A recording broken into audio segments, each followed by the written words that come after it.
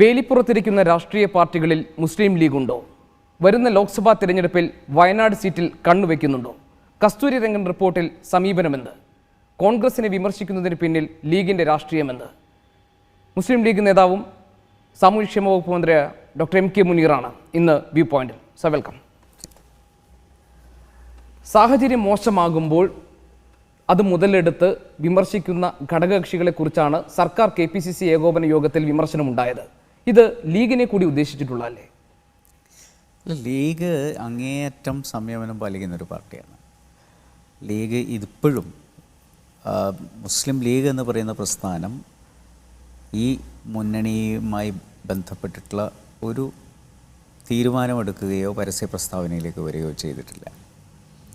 ഇവിടെ ഒറ്റപ്പെട്ടു അവിടെ മറുഭാഗത്തു നിന്നുണ്ടാവുന്ന ചില പ്രസ്താവനകൾക്കുള്ള മറുപടി എന്നുള്ള നിലയിൽ ഒറ്റപ്പെട്ട രീതിയിൽ പലരും പറഞ്ഞിട്ടുണ്ടാവാം.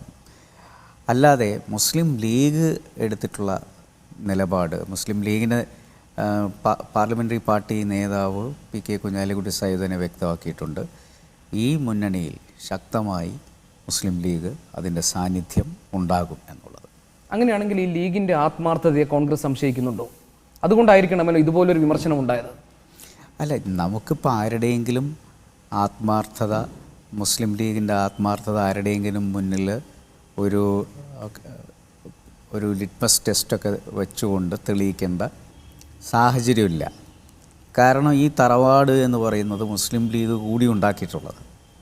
ഐക്യജനാധിപത്യ മുന്നണിയിലേക്ക് ചില ആളുകൾ വന്നോളൂ പോയിക്കോളൂ എന്നൊക്കെ പറയുന്ന രീതിയിൽ സംസാരിക്കുന്നത് ശരിയല്ല എന്നുള്ളതാണ് മുസ്ലിം ലീഗിൻ്റെ നിലപാട്. മുസ്ലിം ലീഗ് കൂടി ഒരുമിച്ചുണ്ടാക്കിയിട്ടുള്ള ഒരു തറവാടാണത്. ആ തറവാടിൽ മുസ്ലിം ലീഗിൻ്റെതായിട്ടുള്ള ഒരു സ്ഥാനമുണ്ട് എന്ന് മുസ്ലിം ലീഗ് വിശ്വസിക്കുന്നു. അങ്ങനെയാണെങ്കിൽ പിന്നെ എന്തിനാണ് ലീഗ് മുഖപത്രമായ ചന്ദ്രികയിൽ മുഖപ്രസംഗമായി ആഭ്യന്തര വകുപ്പിനെ വിമർശിച്ചുകൊണ്ടുള്ള കുറിപ്പ് വന്നത്? അങ്ങനെയാണെങ്കിൽ പിന്നെ എന്തിനാണ് ഈ കഴിഞ്ഞ 5 സംസ്ഥാനങ്ങളിൽ നടന്ന തിരഞ്ഞെടുപ്പിൽ കോൺഗ്രസിനേറ്റ തിരിച്ചടിയെ അങ്ങേയറ്റം അപഹസിച്ചുകൊണ്ടുള്ള ഒരു ലേഖനം ശ്രീ KN ഖദറിൻ്റെതായി പുറത്തു വന്നത്? അതിൽ പറയുന്നത് തെരഞ്ഞെടുപ്പ് സമയത്തൊരു നയവും വിജയിച്ചു കഴിഞ്ഞാൽ മറ്റൊരു നയവുമാണ് കോൺഗ്രസിനുള്ളതെന്നാണ്. അത് വിമർശനമല്ലേ? അല്ല, വിമർശനം എന്ന് പറയുന്നത്, ലേഖനം എന്ന് പറയുന്നത് അത് ചന്ദ്രികയിൽ വന്നാലും മറ്റേത് പത്രങ്ങളിൽ വന്നാലും ലേഖനങ്ങൾ അയാളുടെ വ്യക്തിപരമായിട്ടുള്ള ചില നിരീക്ഷണങ്ങളാണ്. അത് മുസ്ലിം ലീഗിൻ്റെ നയമല്ല. മുഖപ്രസംഗമോ? മുസ്ലിം ലീഗിൻ്റെ നയമല്ല ചന്ദ്രിക എന്ന് പറയുന്നതിൻ്റെ മുഖപത്രം ആണെങ്കിലും മുസ്ലിം ലീഗ് നയം എന്ന് പറയുന്നത് ഇപ്പോൾ പോലീസ് എന്ന് പറയുന്ന വകുപ്പുകളെ സംബന്ധിച്ചിട്ടുള്ള ചെറിയ തെറ്റുകളുണ്ടെങ്കിൽ അത് ചൂണ്ടിക്കാണിക്കപ്പെടാറുണ്ട്. സാധാരണ എല്ലാവരും അത് ആ പോസിറ്റീവ് സെൻസിലാണ് എടുക്കാറുള്ളത്. അല്ലാതെ ആഭ്യന്തര മന്ത്രിക്കെതിരെയോ അല്ലെങ്കിൽ വകുപ്പുകളിൽ വരുന്ന ചില വീഴ്ചകൾ ചിലപ്പോൾ നമ്മൾ ചൂണ്ടിക്കാണിക്കാറുണ്ട്. അത് പഴയ കാലങ്ങളിൽ എടുത്തു നോക്കുകയാണെങ്കിൽ പൊതുമരാമത്ത് മന്ത്രി ഞാൻ ആയിരിക്കുന്ന സമയത്ത് അന്നും ചന്ദ്രികയിൽ റോഡുകൾ എവിടെയെങ്കിലും തകർന്നത് കാണുന്നുണ്ടെങ്കിൽ അതിൻ്റെ ഒരു ചിത്രം വെച്ചുകൊണ്ട് ഈ റോഡ് ശോച്യാവസ്ഥയിലാണെന്ന് പറയും. അതെന്താണെന്ന് പറഞ്ഞാൽ നമ്മുടെ ശ്രദ്ധയിലേക്ക് കൊണ്ടുവരാനും ആ റോഡ് നന്നാക്കാനുമാണ്. അത്തരം മൃദുവായ ഒരു വിമർശനമായിരുന്നില്ലല്ലോ ചന്ദ്രികയിൽ വന്നത്. ആഭ്യന്തരമന്ത്രി തിരുവഞ്ചൂർ രാധാകൃഷ്ണൻ പരാജയപ്പെട്ടിരിക്കുന്നു എന്ന് പറയാതെ പറയുകയായിരുന്നു ചന്ദ്രികയുടെ മുഖപ്രസംഗം. കാരണം മുഖ്യമന്ത്രി ആക്രമിക്കപ്പെട്ട കേസിൽ ഒരാളെ പോലും അറസ്റ്റ് ചെയ്യാൻ തിരുവഞ്ചൂർ രാധാകൃഷ്ണൻ കഴിഞ്ഞില്ല എന്ന ആക്ഷേപമാണ് അതിൽ ഉന്നയിച്ചത്. അത് മാത്രമല്ല, TP ചന്ദ്രശേഖരൻ വധക്കേസുമായി ബന്ധപ്പെട്ട അന്വേഷണങ്ങൾ അട്ടിമറിക്കാൻ ആഭ്യന്തരമന്ത്രി ശ്രമിക്കുകയാണ് എന്ന ആക്ഷേപം കോൺഗ്രസിനുള്ളിൽ നിന്ന് ഉയർന്നു. ഗവൺമെന്റ് ചീഫ് PC ജോർജ് അത് പരസ്യമായി പറഞ്ഞു. ഏതാണ്ട് അതേ ഭാഷയിൽ തന്നെ ലീഗും പറഞ്ഞു. അതല്ല, ഇപ്പം ഈ മറ്റുള്ള പാർട്ടികളുമായി ബന്ധപ്പെട്ട് കോൺഗ്രസിനകത്ത് തന്നെ ആഭ്യന്തര വകുപ്പിനെതിരെ നടന്നുകൊണ്ടിരിക്കുന്ന ഈ വിമർശനങ്ങളും മറ്റും, അതുപോലെ തന്നെ ഇതിലെ മറ്റ് ഘടകകക്ഷികളിൽ നിന്ന് വന്നുകൊണ്ടിരിക്കുന്ന അഭിപ്രായമൊക്കെ വെച്ച് നോക്കുമ്പോൾ മുസ്ലിം ലീഗ് എന്ന് പറയുന്നൊരു പാർട്ടി ഒരിക്കലും തിരുവഞ്ചൂർ രാധാകൃഷ്ണൻ എന്ന് പറയുന്ന ഒരു വ്യക്തിക്കെതിരെ അല്ലെങ്കിൽ ആ ആഭ്യന്തര വകുപ്പ് മന്ത്രിക്കെതിരെ ഒരു രീതിയിലും പറഞ്ഞിട്ടില്ല. അതേസമയം പോലീസ് ഇപ്പം പിന്നെ അതിന് ശേഷം വളരെ കാര്യക്ഷമമായി പോലീസ് ഇടപെടുകയും ഇപ്പോൾ മുഖ്യമന്ത്രിയെ ആക്രമിച്ച കേസുള്ള ആളുകളെ പിടികൂടുകയും ചെയ്തു പോലീസ്. TP ചന്ദ്രശേഖരൻ വധക്കേസ് അട്ടിമറിക്കപ്പെടുകയാണ് എന്ന ആക്ഷേപം ലീഗ് മുഖവിലേക്ക് എടുക്കുന്നുണ്ടോ? നമുക്ക് പോലീസിനകത്ത് ഇപ്പോൾ എല്ലാവരും പിന്നെ ഐക്യജനാധിപത്യ മുന്നണിയുടെ പോലീസ് അല്ലല്ലോ. പോലീസ് പലതരത്തിലുള്ള പോലീസ് ഇതിനകത്തുണ്ട്. ആ പോലീസുകളിൽ ചില പോലീസെങ്കിലും ഇതിനെ അട്ടിമറിക്കാനോ അല്ലെങ്കിലുള്ള ശ്രമങ്ങൾ നടത്തുന്നുണ്ടാവാം. അത് അന്വേഷിക്കണമെന്നുള്ളത് ഒരു ഘടകകക്ഷി എന്നുള്ള നിലയ്ക്ക് മുസ്ലിം ലീഗിൻ്റെ നിലപാടാണ്. അത് അന്വേഷിക്കുക, അതിൽ ആരെങ്കിലും തെറ്റ് ചെയ്തിട്ടുണ്ടെങ്കിൽ കണ്ടെത്തുക, അത്തരത്തിലുള്ള ആളുകളെ മാതൃകാപരമായി ശിക്ഷിക്കുക എന്നൊക്കെ പറയുന്ന നിലപാടാണ് മുസ്ലിം ലീഗിനുള്ളത്. ടി ചന്ദ്രശേഖരൻ വധക്കേസ് മറ്റൊരു അന്വേഷണവും പോലെയല്ല. അത് രാഷ്ട്രീയമായി ഉപയോഗിക്കേണ്ട അല്ലെങ്കിൽ രാഷ്ട്രീയമായി ഉത്തരം നൽകേണ്ട ഒരു സംഭവമാണ്.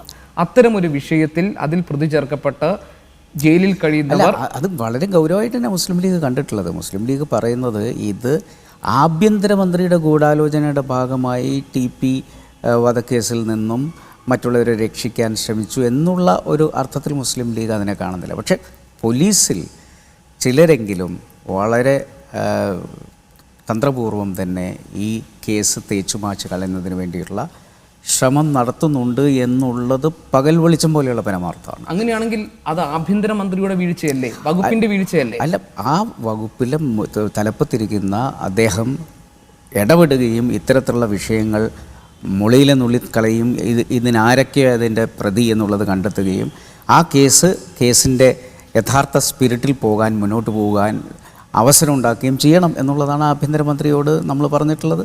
മാത്രമല്ല മുഖ്യമന്ത്രിയും ആ കാര്യത്തിന് അടിവരയിട്ട് സംസാരിച്ചിട്ടുണ്ട്. പാണക്കാട്ട് ചേർന്ന ലീഗിൻ്റെ പ്രത്യേക സെക്രട്ടേറിയറ്റ് യോഗത്തിൽ ശ്രീ PK കുഞ്ഞാലിക്കുട്ടി പറഞ്ഞത് ആഭ്യന്തര വകുപ്പിനുണ്ടായിട്ടുള്ള വീഴ്ചകൾ സംബന്ധിച്ച് അതിലുള്ള അതൃപ്തി മുഖ്യമന്ത്രി അറിയിക്കുമെന്നാണ്.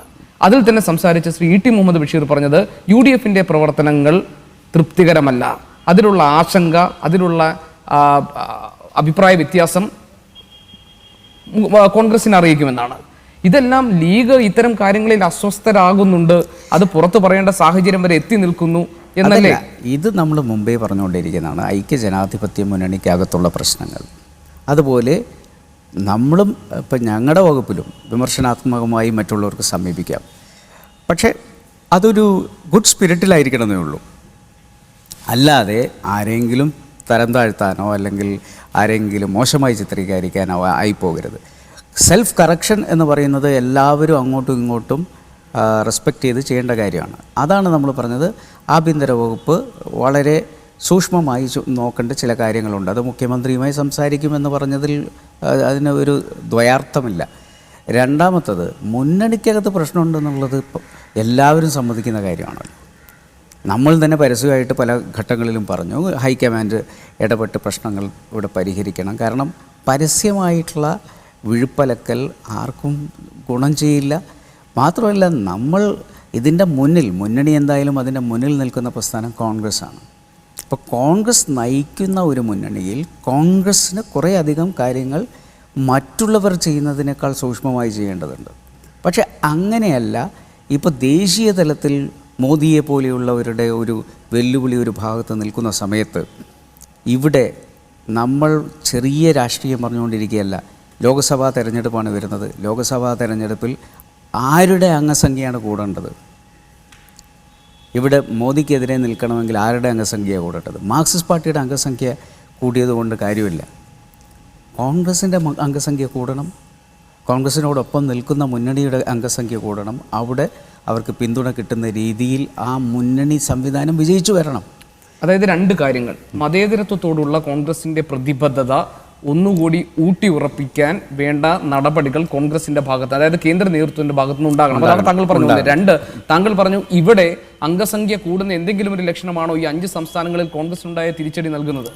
അതല്ല, അത് ഞാൻ പറയുന്നത് ഓരോ പ്രദേശത്തെ രാഷ്ട്രീയവും നമ്മൾ അങ്ങനെ കണക്കൂട്ടണ്ട. അതിൻ്റെ പേരിൽ കേരളം അതേ രീതിയിലായിരിക്കും ലോക്സഭാ തെരഞ്ഞെടുപ്പിൽ. മാത്രമല്ല, ലോക്സഭാ തെരഞ്ഞെടുപ്പ് വരുമ്പോൾ മൊത്തം ചിത്രം എന്തായിരിക്കും എന്നുള്ളതൊക്കെ നമ്മൾ കാണേണ്ടത്. അത് നിയമസഭയിലേക്കുള്ള തെരഞ്ഞെടുപ്പ്, നിയമസഭയിലേക്ക് തെരഞ്ഞെടുപ്പും ലോക്സഭയിലേക്ക് തെരഞ്ഞെടുപ്പും വളരെ വ്യത്യസ്തമായിരിക്കും.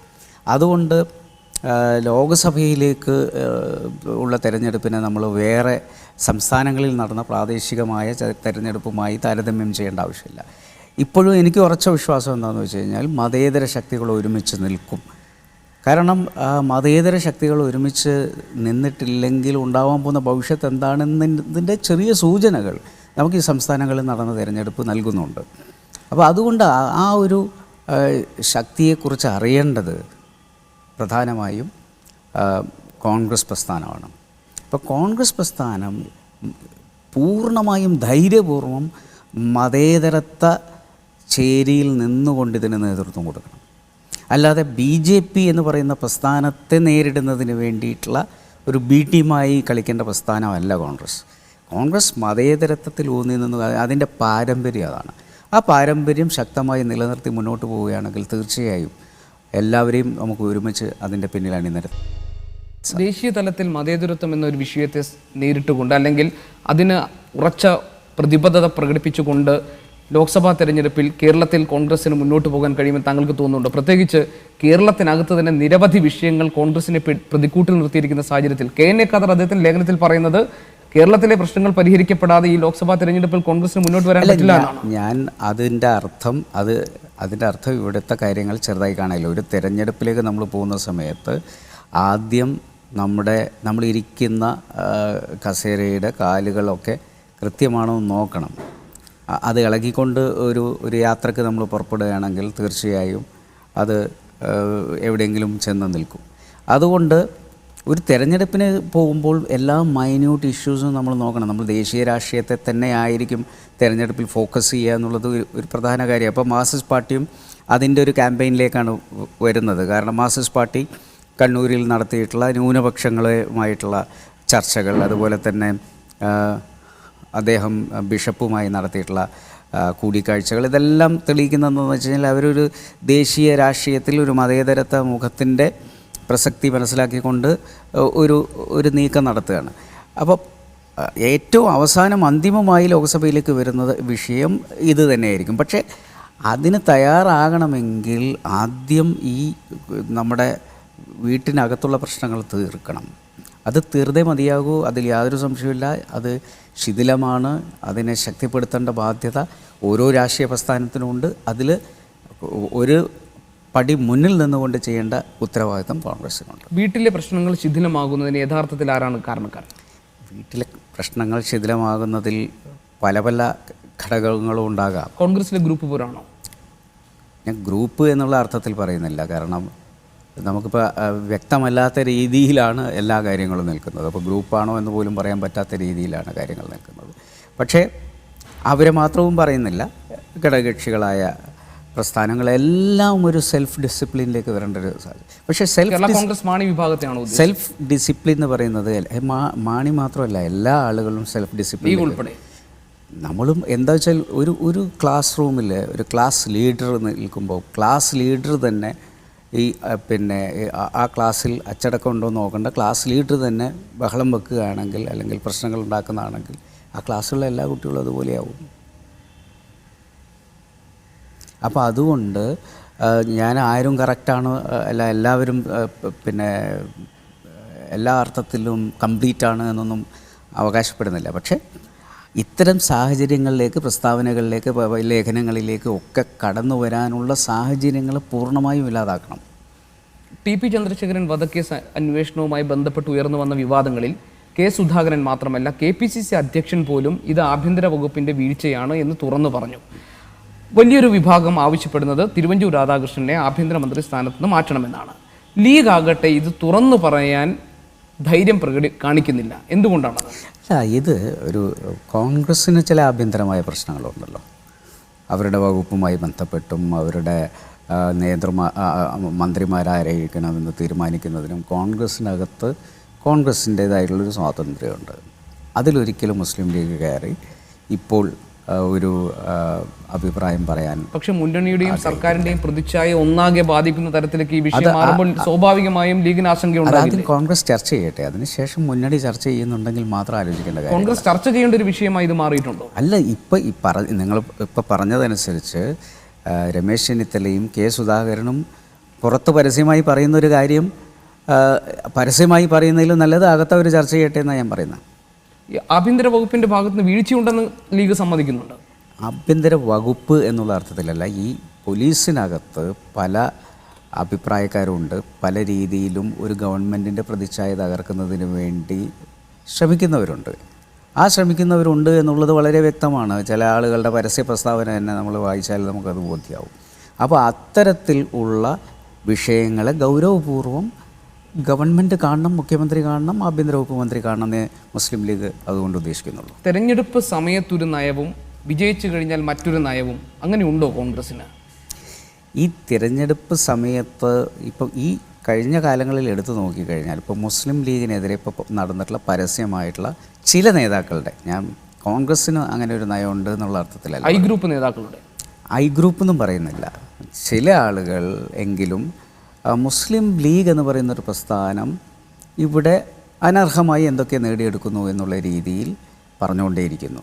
മുസ്ലിം ലീഗ് എന്താണ് ഇവിടെ അനർഹമായിട്ട് നേടിയെടുത്തിട്ടുള്ളത്? മുസ്ലിം ലീഗ് ഒരു തരത്തിലും ആരുടെ അവകാശത്തിൻ്റെ മുകളിലും കൈവെക്കുന്ന ഒരു പ്രസ്ഥാനമല്ല. മുസ്ലിം ലീഗ് പലതും പഴയ കാലത്ത് നോക്കിക്കഴിഞ്ഞാൽ പലതും വിട്ടുവീഴ്ച ചെയ്തിട്ടുള്ള പ്രസ്ഥാനമാണ്. മുസ്ലിം ലീഗിന് എത്ര പ്രാവശ്യം ലോക്സഭാ സീറ്റ് കൂടുതൽ കിട്ടിയിട്ട് ഇപ്പോൾ 3 എന്നുള്ളതിനെക്കുറിച്ച് പറയുന്നുണ്ടല്ലോ, 3 കിട്ടിയ സന്ദർഭം ഉണ്ടായിട്ടുണ്ട്, അന്ന് വടകര ഉണ്ടായിരുന്നു. പക്ഷേ നമ്മൾ ഇതേപോലെയുള്ള സന്ദർഭങ്ങളിൽ ലീഗ് വിട്ടുകൊടുത്തിട്ടുണ്ട്. നിയമസഭാ സീറ്റ് ഞങ്ങൾക്ക് കൂടുതൽ കിട്ടിക്കഴിഞ്ഞാൽ ഞങ്ങളുടെ സീറ്റിലായിരുന്നു CMP മത്സരിച്ചിരുന്നത്. അതേപോലെ തന്നെ മുസ്ലിം ലീഗിന് കിട്ടിയിട്ടുള്ള സീറ്റിലാണ് പിന്നെ മുരളീധരന് നമ്മൾ കൊടുവള്ളി വിട്ടുകൊടുക്കുന്നത്. അങ്ങനെ പല ഘട്ടങ്ങളിലും മുസ്ലിം ലീഗ് ഒരു മുന്നണി ഭദ്രതയ്ക്ക് വേണ്ടി രാജ്യസഭയായാലും മറ്റുള്ള കാര്യങ്ങളിലൊക്കെ ആയാലും വിട്ടുവീഴ്ച ചെയ്തിട്ടേ ഉള്ളൂ. പക്ഷേ ഇവിടെ എന്താണെന്ന് വെച്ചാൽ നമ്മൾ ഒരു 20 സീറ്റ് ലഭിച്ചുകൊണ്ട് മത്സരിച്ചതിൽ ഒരു 90% വിജയം കൈവരിച്ചുകൊണ്ട് വന്നിട്ടുള്ളൊരു രാഷ്ട്രീയ പ്രസ്ഥാനം. നമ്മൾ ഈ പറഞ്ഞവർ ഓടളക്കി വന്നല്ല, എല്ലാം ജനങ്ങൾ തിരഞ്ഞെടുത്ത് വന്നിട്ടുള്ള, ജനങ്ങൾ ഒരു കമ്മ്യൂണലാണോ അല്ലേ എന്നുള്ളത് തീരുമാനിക്കേണ്ടത് ജനങ്ങൾ കൂടിയാണല്ലോ. അപ്പം മതേതര വോട്ടുകൾ കിട്ടിയിട്ടല്ലാതെ ലീഗിന് വരാൻ പറ്റില്ലല്ലോ.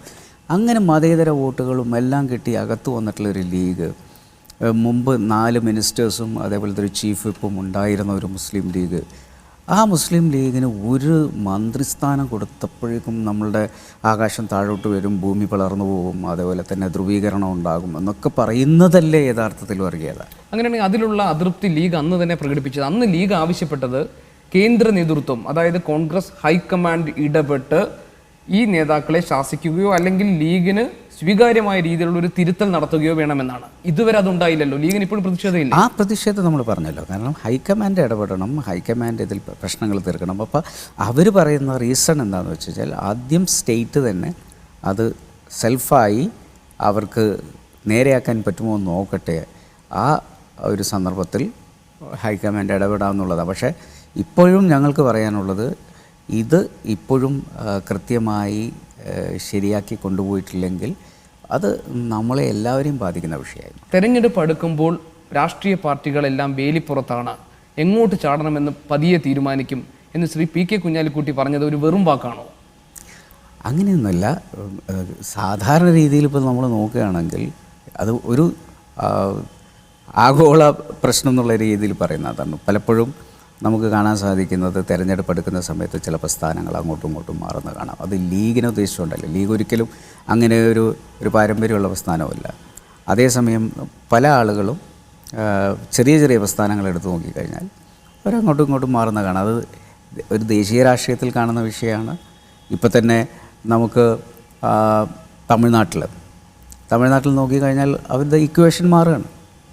തെരഞ്ഞെടുപ്പിനോടനുബന്ധിച്ചിട്ടുള്ള ഇക്വേഷനിൽ ഇനി DMK ഏത് ചേരിയിലേക്ക് പോകും? റൈറ്റ്. അങ്ങനെ ഒരു ദേശീയ ചിത്രം മനസ്സിൽ വെച്ചാണ് അദ്ദേഹം പറഞ്ഞതെങ്കിൽ താങ്കൾ പറയുന്നത് ഒരു മീൻ വെള്ളത്തിൽ എങ്ങനെയാണോ അതുപോലെ മുസ്ലിം ലീഗിനെ സംബന്ധിച്ച് UDF-നകത്താണ്, അതിന്റെ പ്രാണവായു UDF-നകത്താണ്.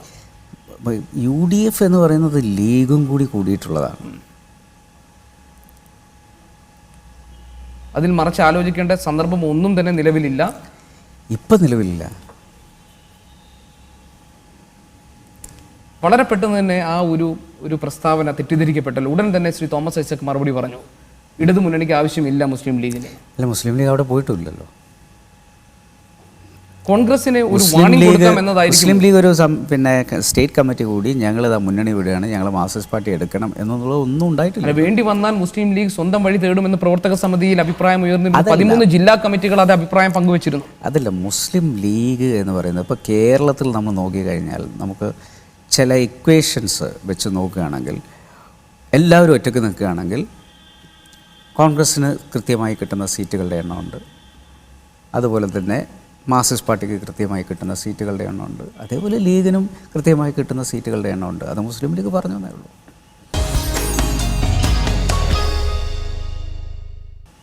പൊന്നാനിയും മലപ്പുറവും മാത്രമല്ല വയനാട്ടിലും വേണമെങ്കിൽ ലീഗ് ഒറ്റയ്ക്ക് നിന്ന് മത്സരിച്ച് വിജയിക്കും എന്ന് പറഞ്ഞത് മലപ്പുറം ജില്ലാ സെക്രട്ടറി ഹമീദാണ്. അദ്ദേഹം ഉദ്ദേശിച്ചത് വയനാടും ഇത്തവണ ഞങ്ങൾക്ക് വേണം എന്നാണോ? അല്ല, നമ്മൾ പറഞ്ഞു വന്നിട്ടുള്ളത്, ഞാൻ പറഞ്ഞല്ലോ, ഈ ഇക്വേഷൻസ് വെച്ച് നോക്കുമ്പോൾ മുസ്ലിം ലീഗിൻ്റെ ശക്തി കേന്ദ്രങ്ങളുണ്ട്. ആ ശക്തി കേന്ദ്രങ്ങളിൽ ഒന്നാണ് വയനാട് എന്നുള്ള അർത്ഥത്തിലേ പറഞ്ഞിട്ടുള്ളൂ. അല്ലാതെ തെരഞ്ഞെടുപ്പ് സീറ്റ് വിഭജനമൊന്നും തുടങ്ങിയിട്ടില്ലല്ലോ. വയനാട്ടിൽ മുസ്ലിം ലീഗിന് അവകാശവാദം ഉന്നയിക്കാൻ ന്യായമായി സാധിക്കും. അത് ഞാൻ പറയുന്നത്, അതൊക്കെ ഒരു തെരഞ്ഞെടുപ്പിൻ്റെ പ്രഖ്യാപനം ഉണ്ടായി സീറ്റ് വിഭജനവുമായുള്ള ചർച്ചകൾ നടത്തി. ഇപ്പോൾ എല്ലാവർക്കും എല്ലാം പറയാം. ഇപ്പം ഇടുക്കി ഞങ്ങൾക്ക് അവകാശപ്പെട്ടതാണെന്ന് ഇപ്പോൾ പറഞ്ഞുകൊണ്ടിരിക്കുന്നുണ്ടല്ലോ കേരള കോൺഗ്രസ്സിലെ ചില ആളുകളെങ്കിലും. അങ്ങനെ എല്ലാവർക്കും ഈ സമയത്ത് പറയാം. പക്ഷേ തെരഞ്ഞെടുപ്പ് വന്ന് ഒരു ലൈസൻസ് കമ്മിറ്റി ഉണ്ടാക്കി, UDFൻ്റെ തെരഞ്ഞെടുപ്പ് കമ്മിറ്റി ഉണ്ടാക്കി കഴിഞ്ഞ് സീറ്റ് വിഭജനം കഴിഞ്ഞാൽ ഒരിക്കലും ഇടതുപക്ഷത്തിലുള്ള പോലെയുള്ള പ്രശ്നം ഒരിക്കലും ഐക്യജനാധിപത്യ മുന്നണിയിൽ ഉണ്ടായിട്ടില്ല. ഹരിത രാഷ്ട്രീയത്തിനൊപ്പം ഇതേ വിഷയം അവർക്കുണ്ട്. ഇപ്പോൾ CPI, CPM സീറ്റുകളെ സംബന്ധിച്ചുള്ള ചർച്ച അവരിപ്പം അവകാശവാദങ്ങൾ ഉന്നയിച്ച് CPI, CPM വളരെ വലിയ പോരിലേക്ക് പോയിക്കൊണ്ടിരിക്കുക. അത് എപ്പോഴും ഒരു തെരഞ്ഞെടുപ്പിൻ്റെ മുമ്പ് ഇങ്ങനെയുള്ള ചർച്ചകൾ ഉണ്ടാവാറുണ്ട്. ഹരിത രാഷ്ട്രീയത്തിനൊപ്പമാണ് മുസ്ലിം ലീഗ് എന്നുമെന്ന് താങ്കൾ പറഞ്ഞിട്ടുണ്ട്. അങ്ങനെയാണെങ്കിൽ കസ്തൂരി രംഗൻ റിപ്പോർട്ടിൽ എന്താണ് ലീഗിൻ്റെ നിലപാട്? കസ്തൂരി രംഗൻ റിപ്പോർട്ടിനെ മൊത്തത്തിൽ മുസ്ലിം ലീഗ് എതിർത്തിട്ടില്ല. കസ്തൂരി രംഗൻ റിപ്പോർട്ടിൽ മുസ്ലിം ലീഗ് എടുത്തിട്ടുള്ള നിലപാട് അവിടുത്തെ കർഷകരുമായി ബന്ധപ്പെട്ട് മനുഷ്യൻ എന്ന് പറയുന്ന അവിടെ മണ്ണിൽ പണി ചെയ്യുന്ന ആളുകളുടെ സംരക്ഷണത്തിന് പിന്നെ മാത്രമാണ് മുസ്ലിം ലീഗ് ആ വിഷയത്തിൽ നിൽക്കുന്നത്. അല്ലാതെ അവിടെ വൻ കെട്ടിട നിർമ്മാണങ്ങളോ മറ്റുള്ള വിഷയങ്ങളോ ഇതിനെക്കുറിച്ചൊന്നും മുസ്ലിം ലീഗിൻ്റേതായിട്ടുള്ള നിലപാടിൽ തന്നെ എപ്പോഴും ഉള്ളത്. മുസ്ലിം ലീഗ് അതിലെടുത്തിട്ടുള്ളത് വളരെ ബാലൻസ്ഡ് ആയിട്ടുള്ള ഒരു സമീപനമാണ്. പാരിസ്ഥിതിക പ്രശ്നങ്ങളുണ്ടാക്കുക, നമ്മുടെ പശ്ചിമഘട്ടത്തെ സംരക്ഷിക്കണം എന്ന് തന്നെയാണ് മുസ്ലിം ലീഗിന്. അതേ നിലപാട് തന്നെയാണ് കേരള കോൺഗ്രസ് എമ്മിനുമുള്ളത്. പക്ഷേ ഈ പറഞ്ഞതുപോലെ തന്നെ ജനങ്ങളുടെ വിഷയം വരുമ്പോൾ അവിടെ ഒരു പുനരാലോചന ആവശ്യമാണെന്നാണ്. അങ്ങനെ പ്രധാനപ്പെട്ട ഘടകകക്ഷികൾ പറയുമ്പോൾ അതിനർത്ഥം കോൺഗ്രസ് ഇങ്ങനെ ജനങ്ങളുടെ വികാരം കണക്കിലെടുക്കാതെ ഏകപക്ഷീയമായി ഈ റിപ്പോർട്ട് നടപ്പാക്കാൻ ഉദ്ദേശിക്കുന്നു എന്നാണ്. അല്ലല്ല, അതിനുള്ള പ്രതിഷേധമാണല്ലോ ഈ പറഞ്ഞതിന്. കോൺഗ്രസ് തന്നെ പറഞ്ഞല്ലോ, മുഖ്യമന്ത്രി തന്നെ പറഞ്ഞല്ലോ, ഇത് ജനങ്ങളുമായി ബന്ധപ്പെട്ട് ഉള്ള കാര്യങ്ങൾ ആലോചിച്ച ശേഷമേ ഉള്ളൂ. ഇതിൽ കുറേയധികം തെറ്റിദ്ധാരണകൾ വന്നിട്ടുണ്ട്. ഉദാഹരണത്തിന് ചില ഉദ്യോഗസ്ഥരെങ്കിലും അവർക്ക് ഒരു തീരുമാനം എത്തുന്നതിന് മുമ്പ്, കാരണം അവിടെ നിന്ന് വന്നിട്ടുള്ള GOയിൽ പോലും പറഞ്ഞിട്ടില്ലാത്ത, അല്ലെങ്കിൽ അവിടെ നിന്ന് വന്നിട്ടുള്ള ഉത്തരവുകളിലൊന്നും പറഞ്ഞിട്ടില്ലാത്ത കാര്യങ്ങൾ, അതിൽ നിന്ന് പറഞ്ഞിട്ടുള്ള 5 കാര്യങ്ങൾ നമുക്കറിയാം. അത് പ്രധാനമായും അവിടുത്തെ പാരിസ്ഥിതിക പ്രശ്നങ്ങളുണ്ടാക്കുന്ന വൻ ഇൻഡസ്ട്രീസിനെ കുറിച്ചും അതുപോലെ തന്നെ അവിടുത്തെ ക്വാറികളെക്കുറിച്ചും മറ്റും ഒക്കെയുള്ള ഒരു ഇത് വന്നപ്പോഴേക്കും ഇവിടുത്തെ ചില ഉദ്യോഗസ്ഥന്മാർ സാധാരണ ആളുകൾക്ക് രജിസ്ട്രേഷനുമായി ബന്ധപ്പെട്ട് ചെല്ലുന്ന സമയത്ത് അത് നിഷേധിച്ചു. അങ്ങനെ ഒരു ഉത്തരവേ ഇല്ലാത്ത സാഹചര്യത്തിൽ അത് ഉണ്ടാക്കിയിട്ടുള്ള ഒരു വലിയ കൺഫ്യൂഷൻ ജനങ്ങളുണ്ടായി. അപ്പം ഈ കസ്തൂരി രംഗൻ റിപ്പോർട്ടാണെങ്കിലും അതിൽ ജനങ്ങളെ പൂർണ്ണമായും തള്ളിക്കൊണ്ടുള്ള രീതിയിൽ അല്ല. പക്ഷേ അതിനകത്ത് കുറച്ചുകൂടി ആലോചന വേണം. കാരണം ഏതൊരു കാര്യവും ഇപ്പം നമ്മൾ പറയുന്നത് സുതാര്യതയെക്കുറിച്ച്, കുറച്ചുകൂടി ട്രാൻസ്പാരൻസി ഉണ്ടാവണം എന്നുള്ളതിനെക്കുറിച്ച്, പിന്നെ എല്ലാറ്റിലും ഒരു പോപ്പുലർ ഒപ്പീനിയൻ വേണം എന്നുള്ളതിനെക്കുറിച്ച്, അത്തരം ചർച്ചകൾ കുറച്ചുകൂടി നടത്തിയ ശേഷം കസ്തൂരി രംഗൻ റിപ്പോർട്ട് നടപ്പിലാക്കുകയാണെങ്കിൽ എല്ലാവരെയും കൺവിൻസ് ചെയ്തുകൊണ്ട് നമുക്കത് നടത്താം. അതായത് കസ്തൂരി രംഗൻ റിപ്പോർട്ട് നിലവിലെ രൂപത്തിൽ നടപ്പാക്കാൻ അനുവദിക്കില്ല എന്ന കേരള കോൺഗ്രസ് എമ്മും കേരളത്തിലെ സഭാ നേതൃത്വവും എടുത്തിട്ടുള്ള നിലപാട് തന്നെയാണ് മുസ്ലിം ലീഗിന്. അതല്ല, ഞാൻ ആ അർത്ഥമല്ലല്ലോ അതിൽ വരുന്നത്. ഈ പറഞ്ഞിട്ടുള്ളത് എന്താ, ഈ പറഞ്ഞ വിഭാഗങ്ങളും ഇതേ ആവശ്യമാണ് ഉന്നയിക്കുന്നത്. കസ്തൂരി ഈ പറഞ്ഞ വിഭാഗം മാത്രമല്ല, കോൺഗ്രസും അത് തന്നെയാണ് പറയുന്നത്, മാർക്സിസ്റ്റ് പാർട്ടിയും അത് തന്നെയാണ് പറയുന്നത്, ഈ രാജ്യത്തെ എല്ലാവരും അത് തന്നെ പറയുന്നത്. ഇതിൽ പറഞ്ഞിട്ടുള്ള കാര്യം എന്താ വെച്ചാൽ, നമ്മൾ പശ്ചിമഘട്ടത്തെ സംരക്ഷിച്ചേ മതിയാകും. അതിൻ്റെ പാരിസ്ഥിതിക പ്രശ്നങ്ങൾക്ക് എതിരെ വരുന്ന ആഘാതങ്ങളെ നമ്മൾ തടുത്തേ മതിയാകും. അതിന് കസ്തൂരി രംഗൻ റിപ്പോർട്ട് തള്ളിക്കളയണം എന്ന് പറഞ്ഞിട്ടില്ല. കസ്തൂരി രംഗൻ റിപ്പോർട്ട് നടപ്പിലാക്കണം. ആ നടപ്പിലാക്കുന്നതിന് മുമ്പ് കുറച്ചുകൂടി അതിനെക്കുറിച്ച് ചർച്ചകൾ വേണമെന്നേ പറയുന്നുള്ളൂ. ആ ചർച്ചകളിൽ സംതൃപ്തരാന്ന് വെച്ചോളൂ. കസ്തൂരി രംഗൻ റിപ്പോർട്ട് കൺവിൻസിങ് ആണ്, അദ്ദേഹം ഇത് ഈ രീതിയിലേ ഉള്ളൂ എന്ന് പറഞ്ഞ് കൺവിൻസിങ് ആണെങ്കിൽ അതേപോലെ നടപ്പിലാക്കുന്നതിൽ പ്രശ്നമില്ല. റൈറ്റ്. UDFൻ്റെ പ്രവർത്തനത്തിൽ അതൃപ്തി രേഖപ്പെടുത്തിയ താങ്കളുടെ പ്രസ്ഥാനത്തിൻ്റെ നേതാക്കൾ അതൃപ്തി രേഖപ്പെടുത്തിയ സാഹചര്യത്തിലാണ് ഞാൻ ചോദിക്കുന്നത്. സർക്കാരിൻ്റെ ഭാഗം എന്ന നിലയിൽ ഈ സർക്കാരിൻ്റെ പ്രവർത്തനത്തിൽ താങ്കൾ തൃപ്തനാണ്? ഈ സർക്കാരിൻ്റെ മുന്നോട്ടുള്ള പ്രയാണത്തിൽ പലതരത്തിലുള്ള വിഘ്നങ്ങളും ഉണ്ടാകുന്നുണ്ട്. ഇത്തരത്തിലുള്ള ഒരു പ്രശ്നങ്ങൾ പാർട്ടിക്ക് പുറത്ത് ഘടകകക്ഷികളിൽ ഒക്കെ ഉണ്ടാകുന്ന സമയത്ത് എന്താണെന്ന് വെച്ച് കഴിഞ്ഞാൽ നമ്മുടെ സുഗമമായ ഒരു ഭരണത്തിന് താളപ്പിഴകളുണ്ടാവും. ക്ലിയർ ആയില്ല, ആരാണ് ആ തടസ്സം ഉണ്ടാക്കുന്നത്? അല്ല, ഞാനടക്കം തന്നെ. എങ്ങനെ? അല്ല, ഓരോ വ്യക്തികളും അവരവരുടെ സാമ്രാജ്യങ്ങളായി അവരവരുടെ വകുപ്പുകൾ മാറ്റാൻ പാടില്ല. അങ്ങനെ താങ്കളുടെ മുസ്ലിം ലീഗിലെ മന്ത്രിമാർ അങ്ങനെ മാറ്റുന്നുണ്ടോ? ഞാൻ പറയുന്നത് നമ്മളെല്ലാവരും ഒരുമിച്ചുള്ളൊരു മുന്നണിയാണ്. അപ്പോൾ കൂടിയാലോചനകളിലൂടെ ഒരു മന്ത്രിസഭയിൽ അല്ലെങ്കിൽ മന്ത്രിസഭയ്ക്ക് പുറത്ത് അല്ലെങ്കിൽ UDFൽ ഒക്കെ ചർച്ച ചെയ്ത് കാര്യങ്ങൾ നീക്കി മുന്നോട്ട് കൊണ്ടുപോവുകയാണെങ്കിൽ, ഇപ്പോൾ ഞാൻ പറയാം, നേതൃത്വത്തിന് കോൺഗ്രസ്സിനകത്ത് തന്നെയുള്ള നേതാക്കൾക്ക് രണ്ടഭിപ്രായമുണ്ട്. പുറത്താണ് പറയുന്നത്. അതേ വിഷയം അവരകത്ത് സംസാരിക്കുകയും അതവിടെ സോൾവ് ചെയ്യുകയും ചെയ്യുകയാണെങ്കിൽ ആ ഇഷ്യൂ അവിടെ സെറ്റിൽ ചെയ്യുന്നു.